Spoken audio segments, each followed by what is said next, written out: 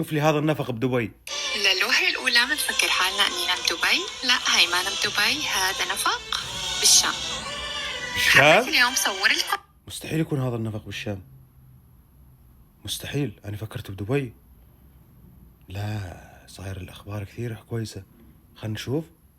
كنا في المواساة بحلته الجديدة، بالمواساة؟ وكتير كان صعب صور النفق لأنه ما في مكان للمشاة. بس لا كتر كرمالكم خيرك صورينا مشان الله، خلينا نعرف شو التطورات. نفق وما مستحيل. صورته. شكرا لك. صراحة النفق كتير حلو، والتزفيت تبع الشارع كتير مرتب، والتخطيط. بقول لك التزفيت اللي مزفتينه وياه للنفق بتحسه زفت زفت زفت، يعني اشي ما شاء الله زفت. طب الناس شو بدها غير هيك؟ مش زمان كنتوا تقولوا بدنا انفاق؟ هذا نفق متر ونص طوله، اذا ما تقريبا، يعني اذا ما بالغت ابدا.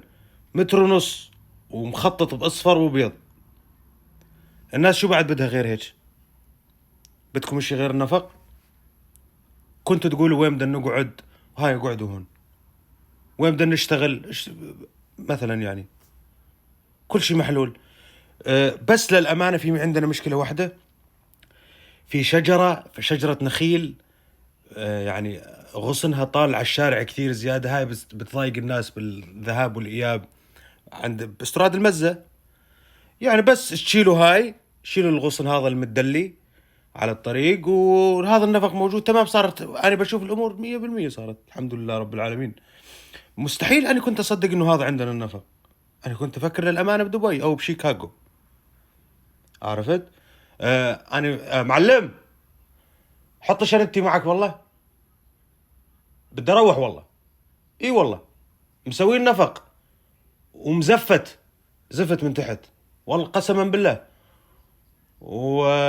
أي نعم بالشام قريب على المواساة وهيك. أنا بدي أروح، كافي شو بعد بدها الناس، كافي غربة. يلا بننام هناك تحت النفق.